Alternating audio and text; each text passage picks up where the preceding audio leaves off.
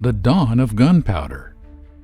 In the heart of ancient China, around the 9th century, a group of alchemists sat hunched over their tools, attempting to create an elixir for immortality. Instead, they unknowingly forged a substance that would change the world forever. This powder, dark and volatile, was nothing like that ever seen before. Its creation was a mistake, yet within it lay the potential for destruction and transformation on a scale no one could yet fathom. Gunpowder. Born from a quest for eternal life, this simple mixture of salt, pepper, sulfur, and charcoal would soon ignite a revolution in warfare.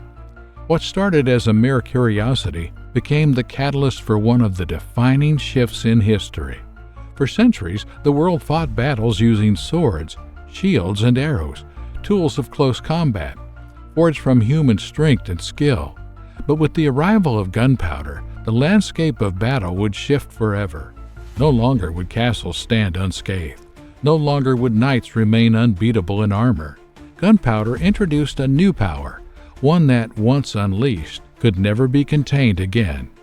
This was just the beginning. The rise of fire arrows and early weapons.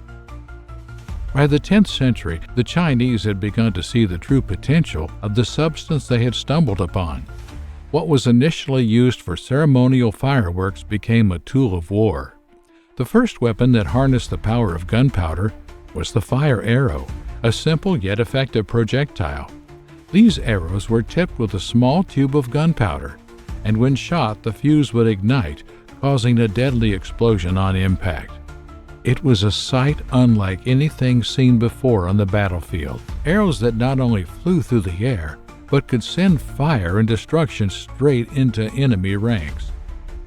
But the fire arrow was just the beginning.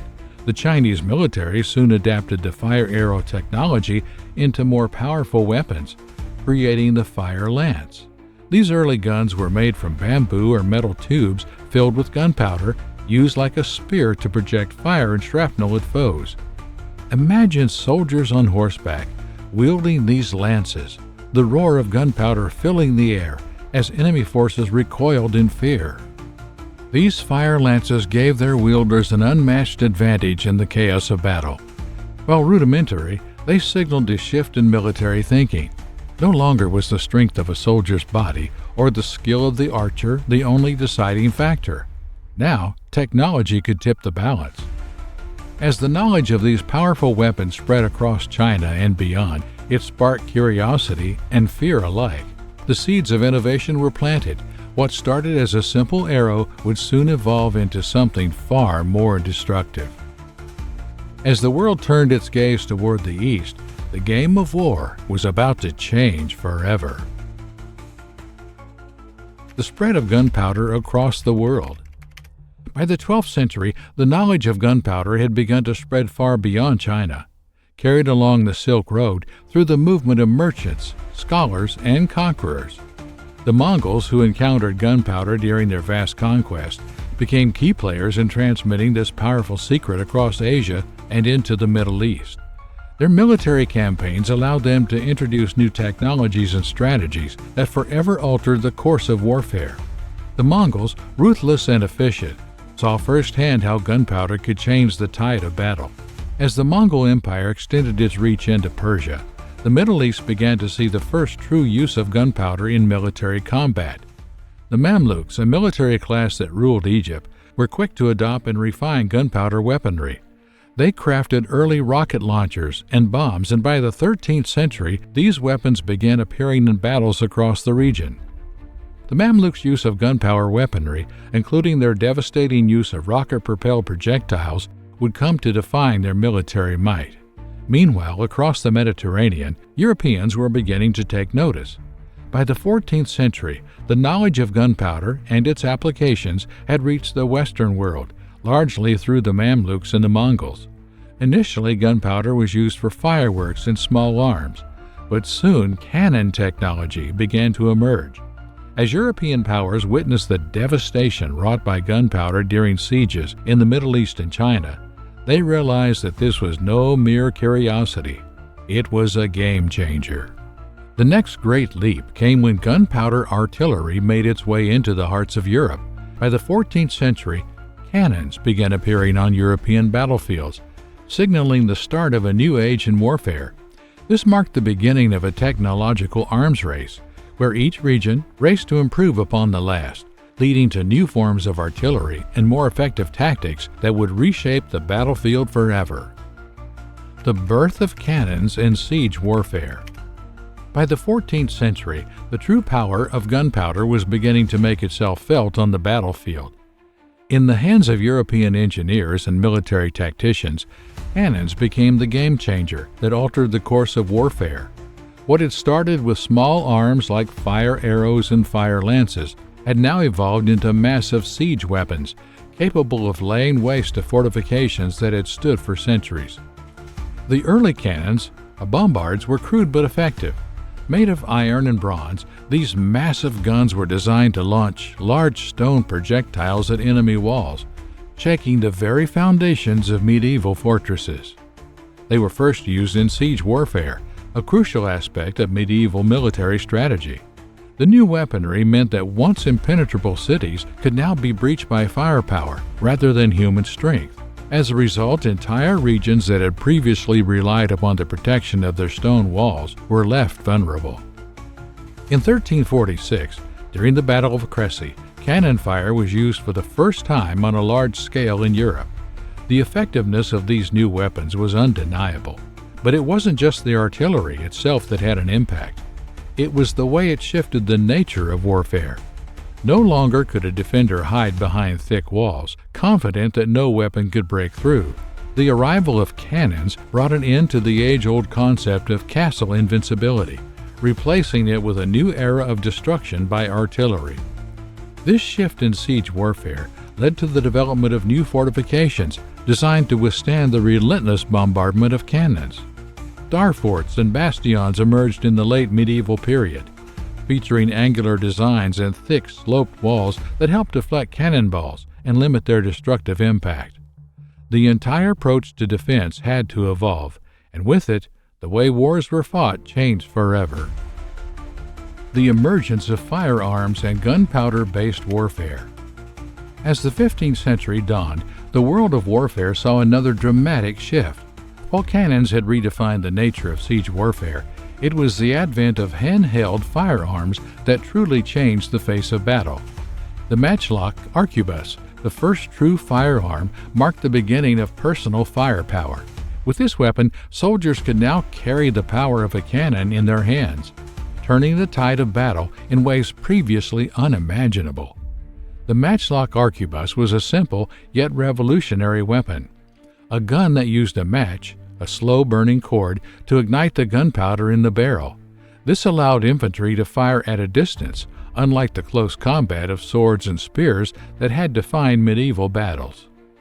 The arquebus was slow to reload, but it was accurate, powerful, and perhaps most importantly, easily mass-produced.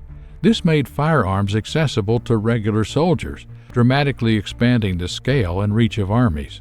The foot soldier was now armed with the same power that once belonged only to artillery. As firearms spread across Europe, they began to replace the heavy cavalry that had long dominated the battlefield. Knights in shining armor, once the symbol of military might, were now vulnerable to the new weapons.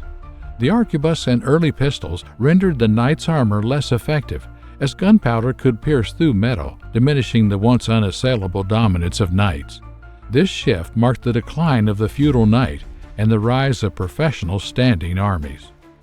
Meanwhile, gunpowder weapons also started to reshape naval warfare.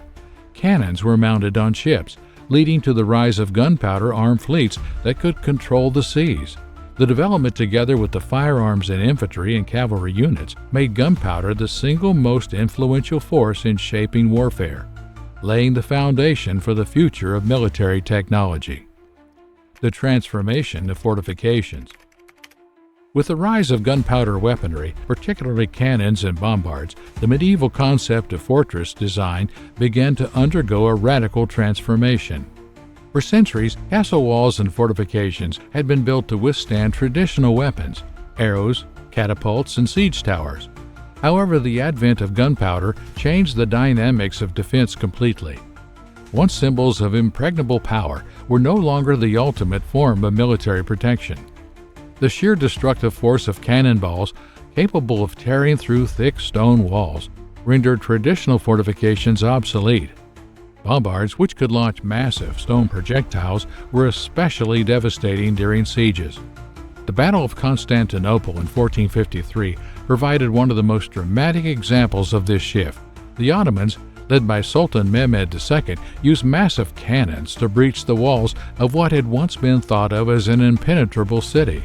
After nearly 2 months of bombardment, the once mighty Byzantine walls crumbled under the weight of gunpowder fire. In response to the growing power of artillery, military engineers began designing new types of fortifications to withstand the deadly onslaught of gunpowder weapons. The Star Fort, a revolutionary new design, emerged in the late 15th and early 16th centuries. Unlike traditional castles with vertical walls, star forts featured angled bastions and sloping walls that helped deflect cannonballs and absorb their impact.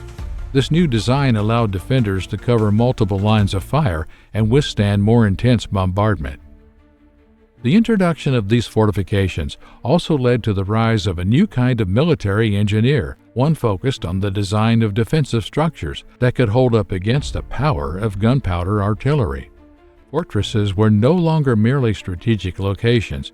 They had become complex, science-driven marvels designed specifically for the artillery age. As a result, the art of war entered a new chapter. Defenders had to think differently, relying on engineering and gunpowder tactics to keep their fortresses safe, while attackers had to strategize with heavier artillery in mind. Gunpowder's impact on politics and society. The transformative power of gunpowder extended far beyond the battlefield. As the technology evolved and spread throughout Europe, its impact began to reshape political structures, societal norms, and even the nature of war itself. One of the most profound changes brought about by gunpowder was the shift from feudal systems to more centralized, powerful states with standing armies. Before the advent of gunpowder weapons, medieval armies were largely composed of knights, archers, and local militias, all organized through the feudal system. The feudal system, where land ownership and military service were closely linked, placed a great deal of power in the hands of the nobility and the aristocracy. These knights, heavily armored and mounted, had long been the backbone of medieval armies. But with the introduction of firearms and gunpowder artillery, the balance of power began to shift. The armored knight, once an imposing figure on the battlefield, became increasingly vulnerable to gunpowder-based weaponry. No longer could a heavily armored nobleman expect to dominate the field of battle with the sword and lance. The rise of firearms, in particular the matchlock arquebus, ushered in an era of professional standing armies. The power that had once rested with the knights and nobles now shifted toward centralized governments that could afford to maintain a large, trained army equipped with gunpowder-based weaponry.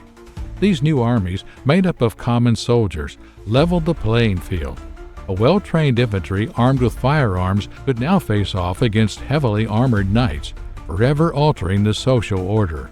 As monarchs and central rulers recognized the potential of gunpowder in strengthening their control, they increasingly relied upon gunpowder-based armies to assert their dominance, both within their realms and on the international stage. The power to control gunpowder, and thus warfare, became an essential component of political power. The societal impact was just as significant. Gunpowder's democratizing effect on warfare meant that individuals of lower social classes could rise through the ranks of military power, changing the traditional hierarchies that had been in place for centuries. The power of gunpowder shifted the foundation of society, making the aristocracy's grip on military power, and by extension political influence, less certain. The legacy of gunpowder. Gunpowder, once a serendipitous discovery in ancient China, forever altered the course of history. From the first fire arrows to the use of firearms and artillery, its influence reshaped warfare, dismantling old tactics and fortifications while giving birth to new strategies and technologies. As its impact spread across the globe, gunpowder not only changed how wars were fought, but also transformed political systems and social structures, ushering in the age of centralized powers and professional armies. The legacy of gunpowder is undeniable. It marked the end of medieval combat and set the stage for modern warfare, leaving an indelible mark on human history.